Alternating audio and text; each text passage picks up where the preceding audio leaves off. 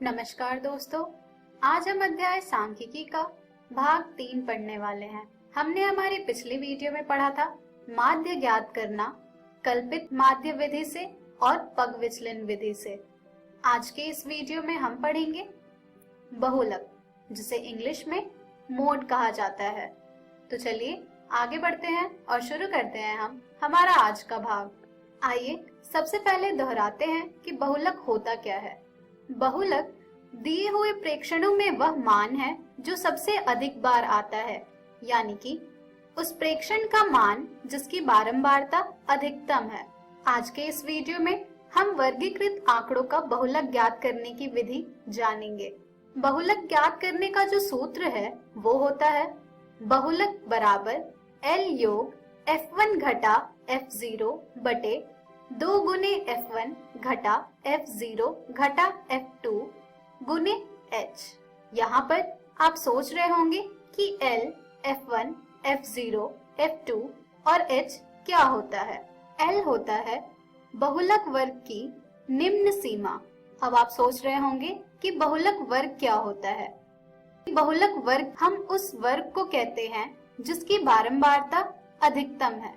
उसी तरह F1 होता है बहुलक वर्ग की बारंबारता, F0 होता है बहुलक वर्ग से ठीक पहले वर्ग की बारंबारता, F2 होता है बहुलक वर्ग के ठीक बाद में आने वाले वर्ग की बारंबारता और H, जैसा कि आप सब जानते हैं, होता है वर्ग की माप। तो चलिए एक प्रश्न के द्वारा बहुलक को और अच्छी तरह से समझते हैं कि किस तरह हम दिए गए सारणी से उसका बहुलक ज्ञात करेंगे। हमारा लिया गया प्रश्न है, किसी फैक्ट्री के 50 श्रमिकों की दैनिक मजदूरी के निम्नलिखित बंटन पर विचार कीजिए। स्क्रीन पर आप वह बंटन देख पा रहे होंगे जिसमें एक ओर लिखा गया है दैनिक मजदूरी रुपयों में और दूसरी ओर लिखा गया है श्रमिकों की संख्या और हमें इसका बहुलक ज्ञात करना है। तो चलिए बढ़ते हैं इस उदाहरण के हल की ओर। हल में जैसा कि आप सब जानते हैं, सबसे पहले हम एक सारणी बनाते हैं जिसके एक कॉलम में होता है दैनिक मजदूरी रुपयों में और दूसरी ओर होता है श्रमिकों की संख्या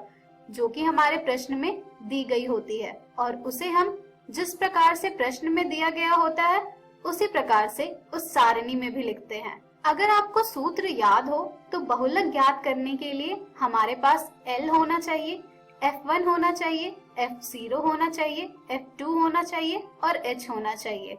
तो चलिए इस सारणी से इन सभी का मान प्राप्त करते हैं। सबसे पहले हम ज्ञात करेंगे L। L क्या होता है? L होता है हमारा बहुलक वर्ग की निम्न सीमा। तो चलिए ज्ञात करते हैं हम सबसे पहले बहुलक वर्ग। बहुलक वर्ग क्या होता है? बहुलक वर्ग वह वर्ग होता है जिसकी बारंबारता सबसे अधिक होती है। तो यहाँ पर हमारा जो वर्ग है जिसकी बारंबारता सबसे अधिक है वो है 120 से लेकर 140। तो हमारा बहुलक वर्ग हो जाएगा इस प्रश्न का 120 से लेकर 140। अब हमें प्राप्त करना है L का मान। तो L का मान होता है बहुलक वर्ग की निम्न सीमा यानी कि निचली सीमा। तो इस वर्ग अंतराल की निचली सीमा है 120। तो यहाँ से हमें प्राप्त हो रहा है L बराबर 120।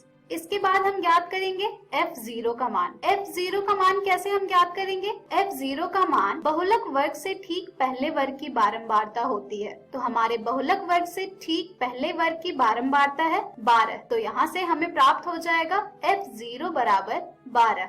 उसके बाद हम ज्ञात करेंगे F1। F1 क्या होता है? F1 होता है बहुलक वर्ग की बारंबारता। तो बहुलक वर्ग है हमारा 120 से लेकर 140 जिसकी बारंबारता है 14। तो यहाँ से हमें प्राप्त हो रहा है F1 बराबर 14। अब हम ज्ञात करेंगे F2 का मान।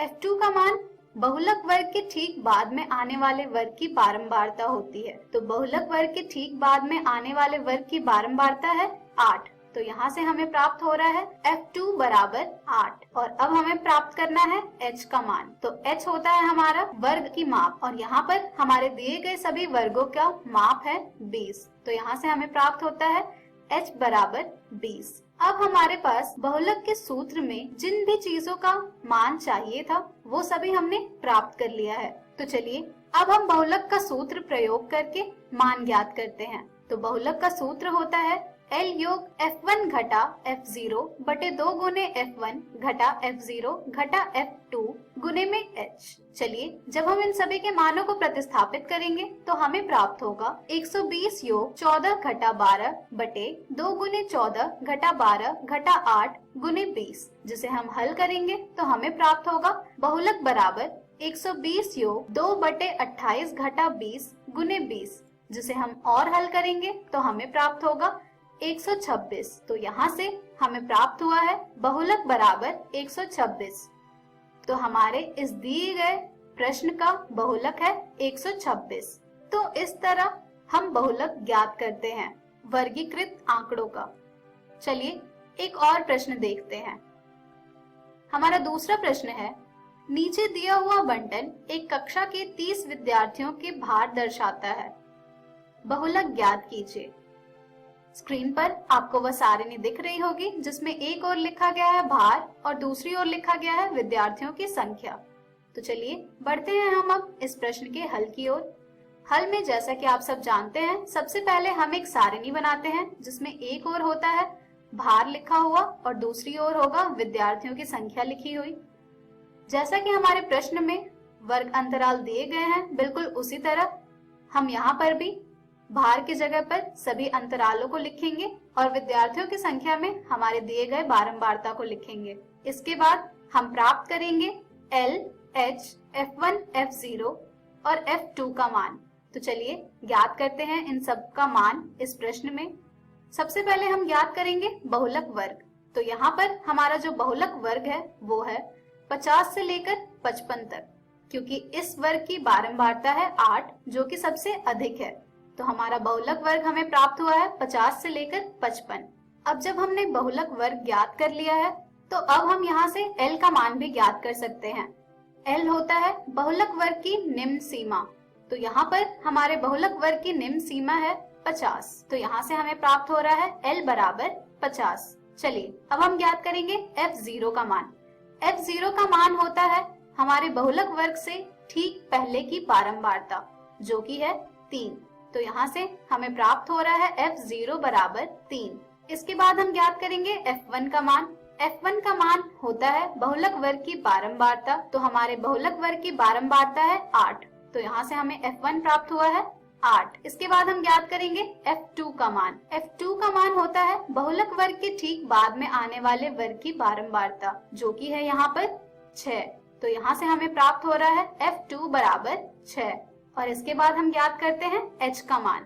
तो H यहाँ पर है 5, अर्थात हमारे दिए गए वर्ग की माप है 5। तो इस तरह बहुलक ज्ञात करने में हमें जिन भी चीजों का प्रयोग करना होता है उन सभी का मान हमने ज्ञात कर लिया है। तो चलिए अब बहुलक के सूत्र में इन सभी के मान को प्रतिस्थापित करके बहुलक ज्ञात करते हैं।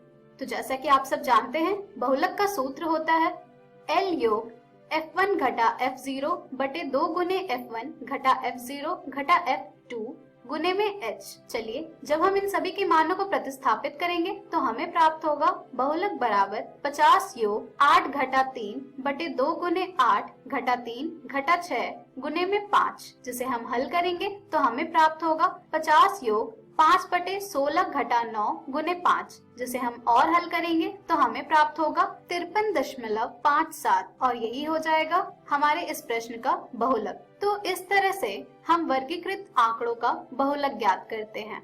इस प्रकार के और भी प्रश्न आपको आपकी NCERT पुस्तक में मिल जाएंगे जिन्हें आप जरूर हल करें।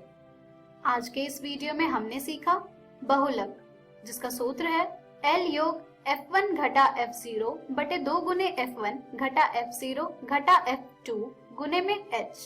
हम हमारी अगली वीडियो में जानेंगे माध्य। धन्यवाद।